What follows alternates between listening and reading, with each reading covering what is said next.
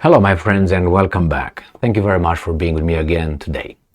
I do not need to listen to these current witch doctors who tell us how stupid we are and how we should just evaporate and see their hatred towards this group. And this group is this kind of group, yes, the mouse, and the group that loves women.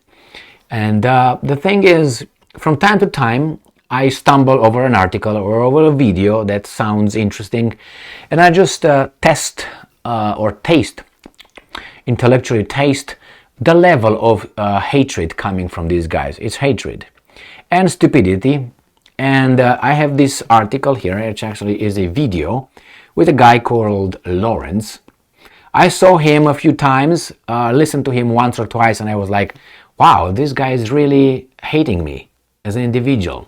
Well, because I belong to a group and he sees me as his enemy, not opponent, enemy. So obviously I have to defend myself, and I should look at him as being someone who wants to get rid of me. Nevertheless, we have here a video with this person right here, and this comes from MSNBC. This guy's gonna say some stupid, crazy, pseudo-scientific, make-believe, hatred, whatever, you're gonna see, directed towards one particular group. And that group is one outside of what he considers to be the superior group. He's gonna say that.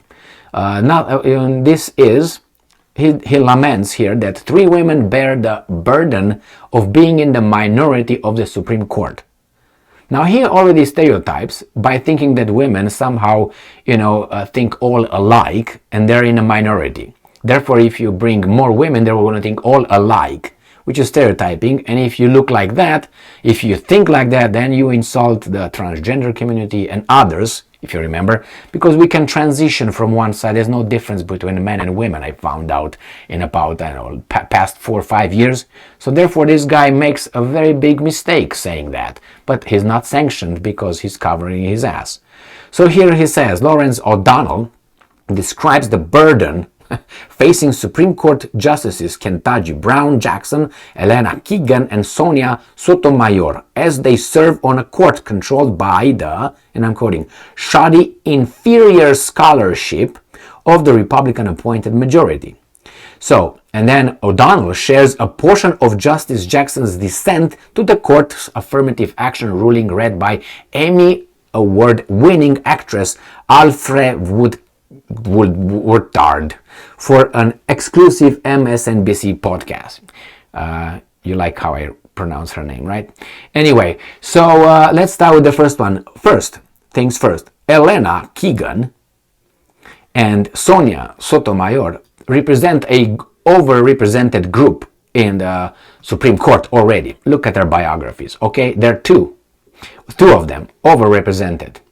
If we are about to talk about underrepresentation and overrepresentation.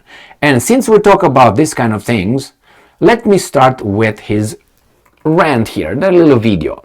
And I'm going to let him speak, and I don't know if I should interrupt it whenever he's saying something idiotic, because there's going to be like a verbal diarrhea here of idiocracy. So I should stop him at every 3 words. But hey, let's go and see. Try it. Ketanji Brown Jackson is 52 years old. As a black woman, the word minority has been applied to her every day of her life. That means that she had some advantages or disadvantages. Now look at this two. Don't they look alike? This one especially, and that one. All right? Now they tell me that being a majority is better somehow. So then why do you want to be turned from a majority into a minority? Isn't that what he says here? Describe the burden first in Supreme Court Justice as they serve on the court controlled by this. So again, burden of being in the minority. So then I ask this weasel, let me just arrange here things because I got too comfortable. Why do those guys called men want to be in a minority? If you could lament here that they are in a minority, therefore they should become a majority. So why would the other ones want to be a minority? Why do you want them to be a minority? Do you think that really matters? All right, let's go and play this, continue playing it. It now has a new meaning in her position as the newest member of the Supreme Court of the United States, where she is one of a minority of 3 justices appointed by Democratic presidents who stand in opposition to the 6 justices appointed by Republican presidents who have become the most powerful and effective members of the Republican Party, forcing Republican governance on a country where Republicans are a minority. Now, this guy does not want to play by the rules anymore because the ruling doesn't satisfy him. So right now he says Republicans are a minority because they lost the presidency and the Senate. Therefore, they should not have the Supreme Court as a majority. This is the logic. It doesn't work that way. These guys are appointed, some of them just appointed because they belong to a group, like the Democrats did. And he claims that, hey, because we are Democrats and we have the presidency and still have the Senate, we should probably have the Supreme Court as well. Well, it doesn't work that way. He knows very well, but that's what he's saying. So he's saying, implies that the Republicans should not have the court. It's unjust. Why? Because the Supreme Court made a decision, actually 2, that he doesn't like. It's like they blame the Republicans who lost the elections to Joe Biden when they didn't like it. Well, you don't like, oh my God, you're a Supreme Court denier now? The problem is they cry because the Supreme Court finally ended something that it should not have been done, which is racial discrimination in school and universities, which is you get more points if you belong to a race, and the other race that has no guilt should go down. I use my children as an example. I didn't do anything, they didn't do anything to anybody, especially to the ones that will get an advantage over my children in the college admission. That's unfair, and I will always fight it. So let's go and see what this weasel has to say here. Decisions of this Republican Supreme Court outrage you? No. No. Imagine how it feels to work there. Oh, so now is this. How about the Joe Biden winning the presidency? Doesn't it outrage you because he is impaired? That doesn't outrage you, Lawrence, at all? That you can empirically observe Joe Biden's inability to function. Doesn't that outrage you? No, because you're just a witch doctor. Imagine what it's like to smile and nod in the hallway when Neil Gorsuch passes, knowing that Mr. Justice Gorsuch is the illegitimate occupant of a Supreme Court seat stolen from... Did you hear that? Is that like Supreme Court denier? Is he going to go to jail for that? Because I know that here, if you were denying elections, a lot of things could happen to you, like you got banned from that and so on. Isn't this Supreme Court denial? See, this is like children. Well, it didn't go my way if the rules were respected, which were, and therefore I want to change in while we play the game. What is this? You throw a tantrum like a child? So they talked about, the Republicans being angry with Biden being elected and so on. Okay. And you call them names and all that, try to shame them. What about this guy? What about this guy? And they talk about Tucker Carlson. All right, let's keep going. Obama by Republican Senate leader Mitch McConnell and handed to the most criminal and incompetent president in history to choose a justice from a list provided by... He called Trump a criminal. He is not. All right? From a list provided by Senator McConnell. I have faced and failed many presidents in history to choose a justice leader, Mitch McConnell, and handed to the most criminal and incompetent president. The most criminal was President Trump convicted of anything? No. He already calls him criminal. So what was that all about? Libel? You see, this is the world these guys want us to, all of us, live in. We want to live in this kind of world where with only what they think is right. Everything else could be just shut. All of a sudden, Trump is a criminal. Oh yeah, well, he's a criminal. If you say so, he's got a criminal history, whatever you say. Most incompetent, based on what? On his achievements? If you look at his achievements and at Obama's achievements and back, I don't think he's the most incompetent. Because you don't like him, you call him incompetent. But hey, for your audience, you're good. Let's keep going.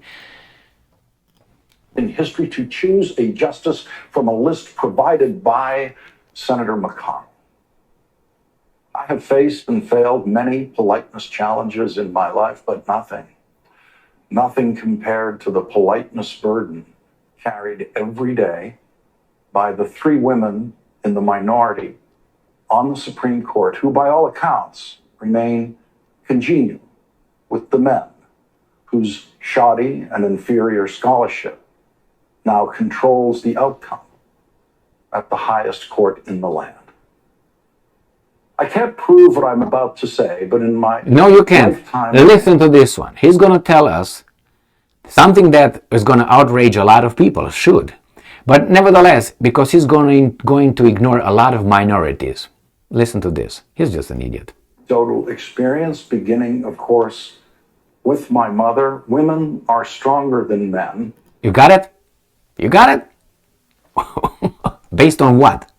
And he's going to tell us about the childbearing. But you don't know how men would react in childbearing, because it's only women can have that. But hey, you get in murky water. What's your name? Lawrence.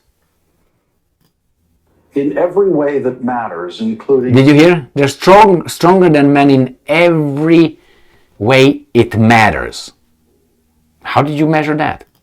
Miracle of nurturing... Miracle or nurturing? A human being inside their bodies. And so I, for one... He's reading. Left regarding Justices Ketanji Brown Jackson. So that's his evidence. They are stronger than men in any way that matters, because they bear children and they have that pain. Really? Is that what it is? Did they choose to do that? Or just nature gave them that? They get them stronger? I'm not going to go into this stupidity, but anyway, let's keep going. Sonia Sotomayor and Elena Kagan with awe, as they bear a burden that I would not have the temperament or the strength. You would not have. No, of course you wouldn't. No, you wouldn't. You're weak. Ketanji Brown Jackson will serve 30 or so years on the Supreme Court. Maybe. And will one day surely maybe. Will one day surely. No, maybe. Majority. She's gonna. Then if you wish her to be in a majority, that means you don't want the man to be in a majority. What's the problem? Well, you can conclude based on this guy's idiocracy. What does that mean? She will be writing in eloquent dissent as only she can. Now listen now to this one. When the Republican Supreme Court decided to forbid colleges from admitting students based entirely and solely on the color of their skin, something no college actually does. Emmy Award-winning actress Alfre Woodard agreed to read Justice Jackson's powerful dissent. Wow. Okay, we're not going to read that bullshit. Now, did you hear that? Was this a sermon or something? It's a sermon. It's like I would say, you know what? I will allow Michael Jackson to read my whatever, and my dissent. And Michael Jackson say, "Hey, little children, say hello to Mikey. I like you. Go and get him." Yes. Okay. So, or you want me to get Prince? Both of them dead, by the way. Ooh, I am. That's what I get. Since when a Emmy Award should be, oh, I'm all wet. Ooh, my pussy hurts. Really? I'm so irritated. And this guy is a homophobe, xenophobe, age phobe, little people phobe, smart phobe, height phobe, fat phobe, everything phobe. Why? Because he's just focused on women. Not on little people, Romanians. How about Romanians? Why are you not crying about us being not represented in the Supreme Court, huh? What about, I don't know, some Chinese, huh? What about some, as I said, little people? How about some giants? How about some very, very obese ones? How about that? Poor guys and girls. How about, I don't know, a 20-year-old? How about a 90-year-old?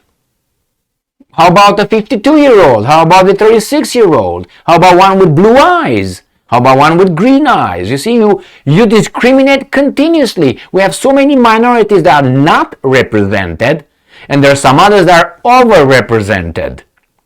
I gave you those two. Okay, so you see, this guy is not called out by that, by his own team, because he says the garbage. He's reading not very well. I read better than him, and that's not my job, and this is not my job. Okay, but here's what he's doing. You, and that guy is not my friend. He doesn't consider me his equal. He considers me something that should just go and work somewhere outside, manual work. So he and others should be just drinking their latte, soybean latte, so they can lactate. Now this thing, you know what's strange? If he's so for women, why doesn't he just quit and allow a minority or a majority? Women are a majority by definition. There are 51% in a society, so it's a majority. Okay, so how about leaves a woman, allows a woman to take his place, and he goes over there and lays pipes, or I don't know, works on the roof. He can't. All right, why not? In one of my jobs, I had a director, I had two program directors, and I had about 12 supervisors. Okay, the director was a female, white. The two directors, the program directors, were two females. One was white and the other one was half, but she's considered white but Hispanic. And the supervisor were overrepresented by certain kind of, I have to say that out of the 12, there were 2 men. That's it. So you got 10 female overrepresentation. And none of those 2 guys were black. There was no black men in those 12. Okay, no, nothing. I've never met one over there since I was, around over there. And then you got the 10. Out of 10, at least 8 of them were not white.